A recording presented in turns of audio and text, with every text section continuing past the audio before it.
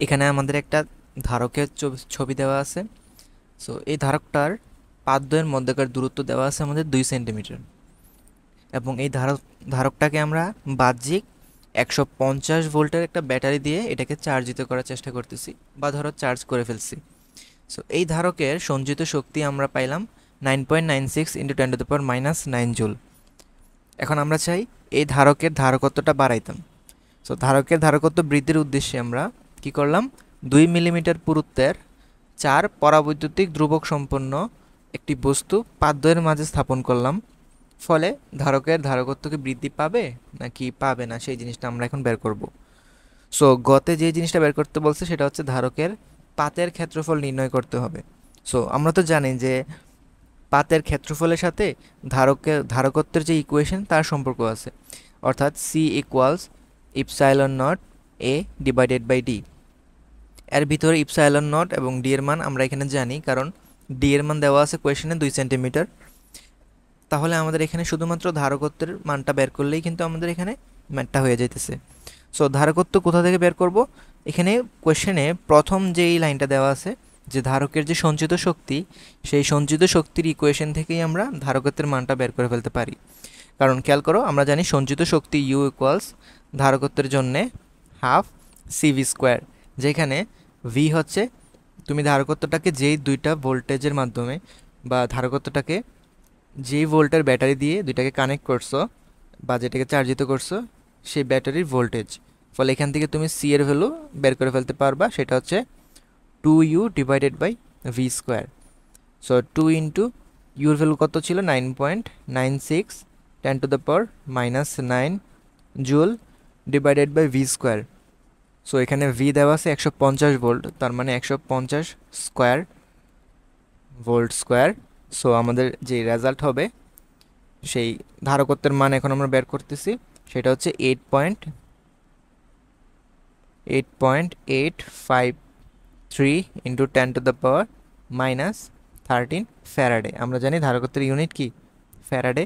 So এখন তুমি এ এর ভ্যালু যদি এখান থেকে বের করতে চাও, তাহলে এটাকে লিখতে হবে তোমার C D divided by epsilon not.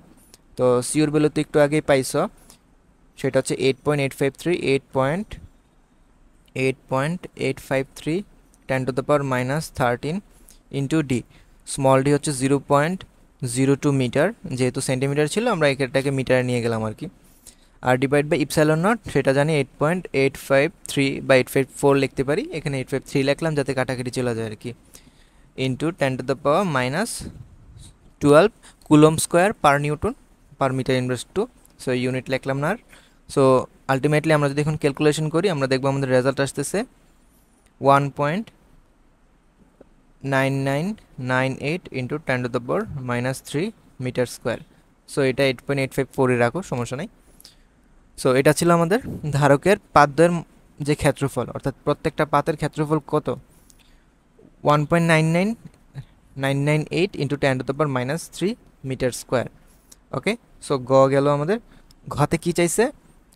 ধারকত্ব বৃদ্ধির যে কৌশলটা প্রশ্নে যে অ্যাপ্রোচটা করা হয়েছে সেটা কি সঠিক ছিল কি না। সো এটা আমরা কিভাবে টেস্ট করব?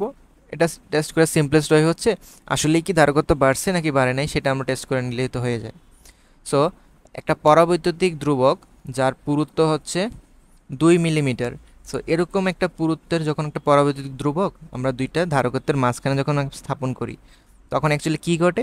আমরা জানি পরাবৈদ্যুতিক ধ্রুবক হচ্ছে সে দুইটা চার্জের মধ্যকার যে আকর্ষণ বল বা বিকর্ষণ বল, সে বলটাকে বাধা দেয়। তাহলে ধারকত্বের এক পাশে ছিল পজিটিভ চার্জ, আরেক পাশে ছিল নেগেটিভ চার্জ। তো নেগেটিভ চার্জ পজিটিভ চার্জের দিকে যে অ্যাট্রাকশন ছিল এখানে, এখানে যেই একটা ইলেকট্রিক ফিল্ড ছিল, সেই ইলেকট্রিক ফিল্ডটাকে কি করবে? ডাইইলেকট্রিক ধ্রুবক কমাই দিবে।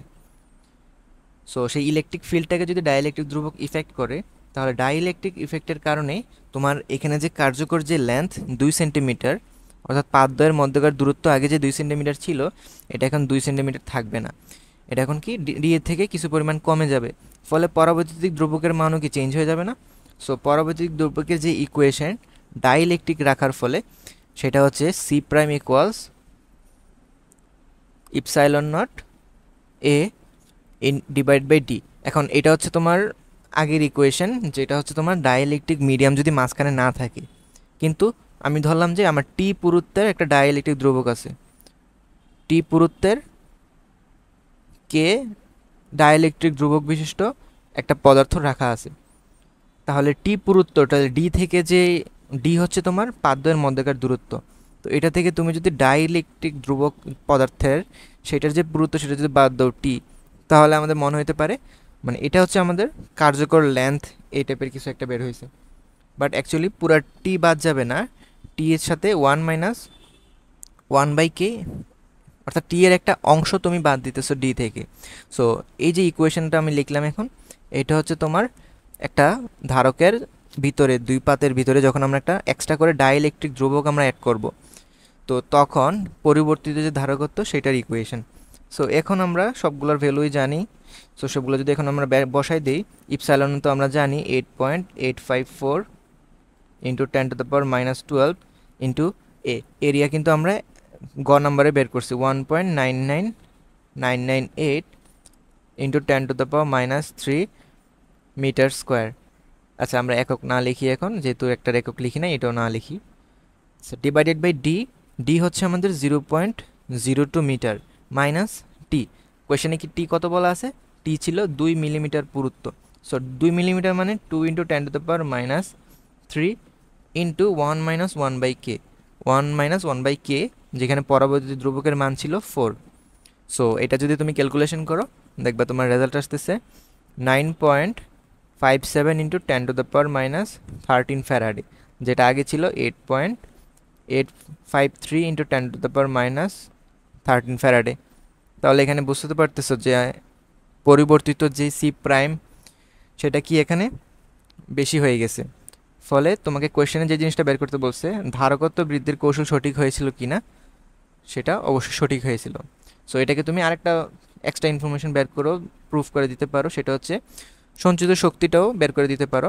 Half of C prime V square, half into C prime হচ্ছে 9.57 ইন্টু 10⁻13 ইন্টু ভি হচ্ছে 150 ভোল্ট স্কোয়ার। এটা যদি করো তোমার রেজাল্ট হবে 1.0766 ইন্টু 10⁻⁸ জুল, যেটা অ্যাকচুয়ালি তোমার ইউর তুলনায় কি বেশি। ইউ দিয়ে কেন রেজাল্টটা দিতেছি, কারণ কোয়েশ্চেনে কিন্তু তোমার ধারকত্ব সম্পর্কে কোনো কিছুই বলা নাই। কোয়েশ্চেনে তোমার সঞ্চিত শক্তির অ্যামাউন্টটা দেওয়া ছিল, ফলে আমরা সেই ধারকত্ব যেটা বের করছি সেটা দিয়ে আমরা ব্যাখ্যাটা না দিয়ে, আমরা একটু সুন্দর হওয়ার জন্য বা আমাদের অ্যান্সারটা যাতে একটু সুন্দর হয় সেটার কারণে আমরা ওই ধারকত্বের যে সঞ্চিত শক্তি সেটা দিয়ে আমরা তুলনা করে দেখাইলাম যে হ্যাঁ অবশ্যই যে ধারকত্ব যে সঞ্চিত শক্তি সেটা বাড়ছে, এবং ধারকত্ব সঞ্চিত শক্তির সাথে যেহেতু তোমার ধারকত্বের সমানুপাতিক সম্পর্ক, ফলে আমরা বলতে পারি যেহেতু ধারকত্ব বাড়ছে তাহলে অবশ্যই ধারকের সঞ্চিত শক্তিও বাড়বে, বা ভাইস ভার্সা, ধারকত্বর সঞ্চিত শক্তি যেহেতু বাড়ছে ফলে এখানে কি ধারকত্বটাও কি বাড়বে। সো এটা ছিল আমাদের